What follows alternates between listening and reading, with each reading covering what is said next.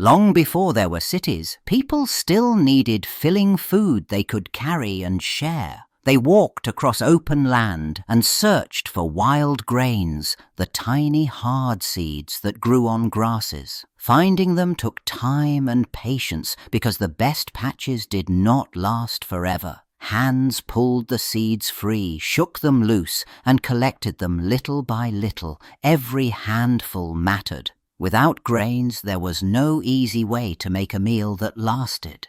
But raw grains stayed too tough to chew, so early humans changed them. They crushed the seeds between stones until the pieces turned small and powdery. That new powder mixed with water, and suddenly it became a sticky paste. This was a big step. It meant food could be shaped instead of just eaten as it was found. The paste got pressed flat because thin shapes cooked faster and more evenly. A simple idea made the grains more useful. Then came the heat. Flat cakes of grain paste went onto hot stones near a fire, and the wet mixture turned firm enough to lift and eat. The outside dried and held together, so the food did not fall apart in your hands. It was not fluffy, and it did not rise, but it was real bread in its earliest form.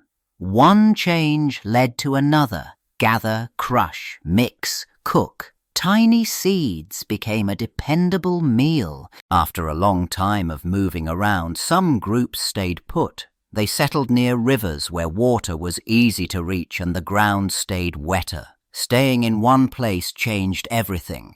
Instead of hoping to find enough wild grain, people watched the same patches of land again and again. They began to notice a pattern. If seeds fell and got covered, new plants grew later. So people started helping that process. They saved seeds from good plants and scattered them on purpose. They cleared weeds, scratched the soil, and waited. It took patience because crops did not appear the next day. But when the harvest finally came, it came in bigger piles than before. Wheat and barley became the big winners because they gave lots of grain that stored well.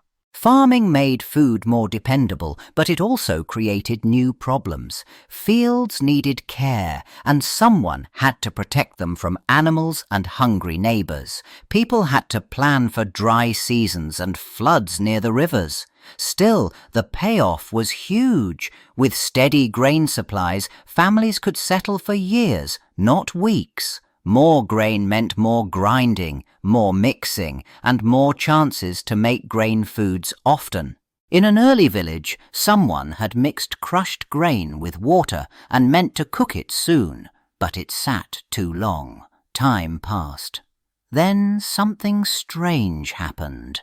The wet mush started to change. Tiny bubbles appeared, even though no one had stirred it. The smell shifted too, from plain and grainy to sharp and different. It looked like the food had come alive, all on its own. That surprise came from the air. Invisible specks drifted everywhere and some landed in the damp grain. They did not stay quiet. Wild yeast started eating the sugars in the mush. As it ate, it made gas, and that gas got trapped as bubbles. This was fermentation. It sounded fancy, but it was just a natural change that happened when the right tiny living thing met wet grain and time. Now the village faced a question. Was the bubbly mush ruined, or was it useful? It still looked like dough, but it behaved differently. It puffed a little. It smelled stronger. It felt lighter and softer than before. If someone cooked it anyway, the result could come out with more lift and less heaviness. A simple mistake, leaving dough too long, turned into a brand new clue about how bread could transform. Bakers noticed something important about that bubbly dough. It did not rise by luck, only once. When they pinched off a small piece before baking and kept it aside, that piece stayed alive with tiny helpers inside it. Later, they mixed that saved bit into fresh flour and water. The new dough started bubbling too. It rose again. The same trick worked tomorrow and the next day. This changed everything about baking. Before, dough sometimes puffed up and sometimes stayed heavy. Now, bakers controlled the rising. The saved piece acted like a seed for bread. It spread the bubbling power through the whole bowl, even when the new flour seemed quiet at first. Soon the dough felt lighter and stretched more. Trapped air made it swell. The baked bread came out softer and taller again and again. People started treating that saved dough like something precious. They fed it with more flour and water so it did not run out of food. If they forgot, it weakened and the dough rose less. If they cared for it, it stayed strong. This was the first repeatable starter. It could be carried to another home or shared with a neighbor, and it still made bread rise in a new place.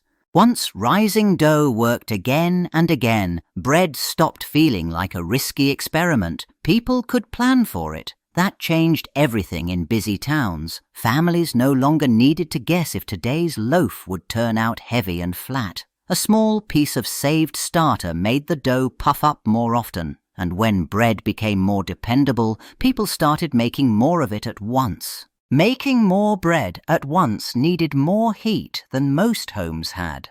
So bigger ovens appeared, built to bake many loaves in one go. These ovens used less fuel per loaf, and they stayed hot longer.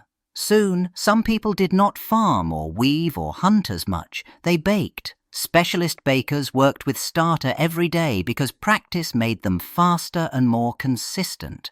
That new system meant town life shifted. Instead of every home spending hours mixing, waiting and cooking, more families relied on bakers and shared ovens. Bread became something you could get regularly, not just sometimes. More steady bread meant more steady meals. And steady meals meant towns could grow, because feeding lots of people every day became possible with less work inside each home. As towns grew into early civilizations, grain stopped being just dinner. It became a number. Governments and temples began weighing it, counting it, and writing it down. A basket of barley meant something exact, not just a lot. This changed everything.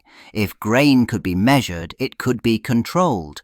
And once it was controlled, it started to act like money. Big building jobs needed lots of workers, day after day. Instead of paying with shiny objects, leaders handed out grain and bread rations. Work happened, and bread followed. A worker who got a steady bread payment could feed a family. A manager who handed out rations could organize a whole crew.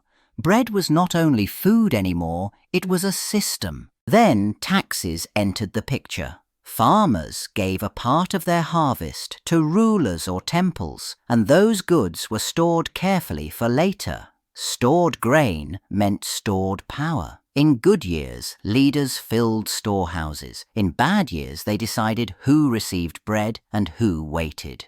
Measuring grain and bread turned daily baking into wealth, rules, and hard choices across early civilizations.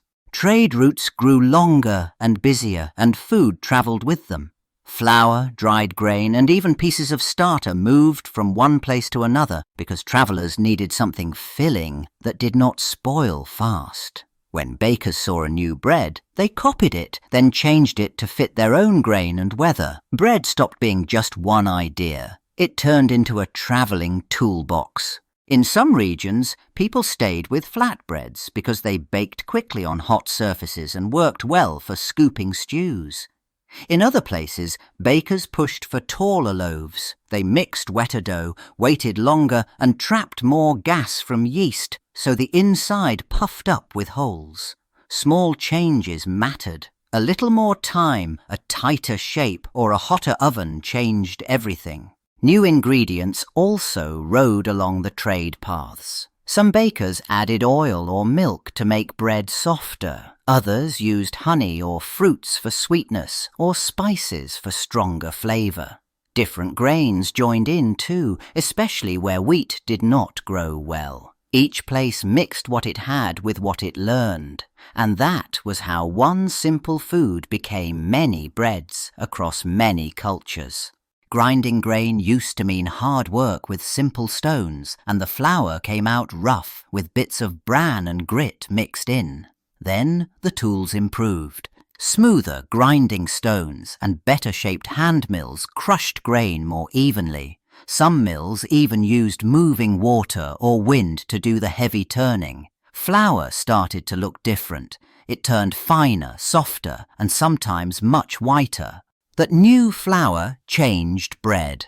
Fine flour soaked up water in a more even way, so dough acted more predictable in the hands of bakers. Whiter flour also meant more sifting because the darker outer parts of the grain got removed. The bread from this flour rose into lighter loaves with a softer bite. But there was a catch. More steps and better machines meant more cost. Ovens improved too. Instead of heat that jumped around, stronger ovens held steadier heat and baked loaves more evenly. Bakers produced more bread with fewer burned edges and fewer raw centers. Yet the best loaves often went to the people who paid more. Richer buyers chose white, fine bread. Poorer families bought darker, coarser bread that used more of the whole grain. Technology did not just change bread, it changed who got which bread. In the modern age, people stopped having to guess what made dough puff up. Scientists studied the foam and the smell and the popping bubbles. They looked closer and found the real worker, yeast.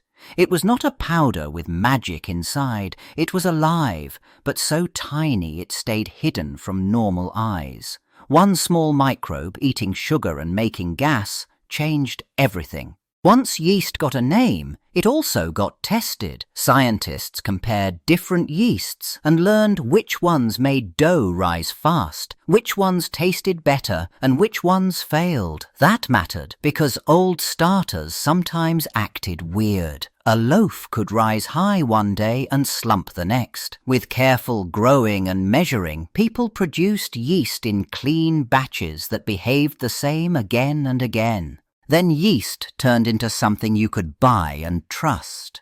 Companies dried it or pressed it into cakes, packed it up and sold it to bakers and families. Now a person did not need to keep a starter alive for weeks to bake good bread. They could open a packet, mix it in, and expect a rise. Bread became more predictable almost anywhere, almost any time. Today, bread got made in two main ways, and both worked because yeast kept doing its tiny job. Some bakers used ancient starters, which meant they saved a bit of old, bubbly dough and fed it again and again. That method took patience, because the dough needed time to wake up and swell, but it also carried a steady rhythm, like a recipe that remembered. Other bread got made with factory yeast. It came dried or pressed into little blocks, and it acted fast because it had been grown to be strong and reliable. That changed daily life. A bakery could mix dough in the morning and sell warm loaves soon after. In many places, people just walked in, picked what they wanted and left within minutes. That speed and choice would have felt impossible at the beginning. Back then, people used rough grain they had found, crushed it by hand, and stirred it with water. They made simple cakes and cooked them without waiting for dough to rise. No starter to save, no packets to measure, just effort, heat, and hope. Bread travelled a very long road to become that easy.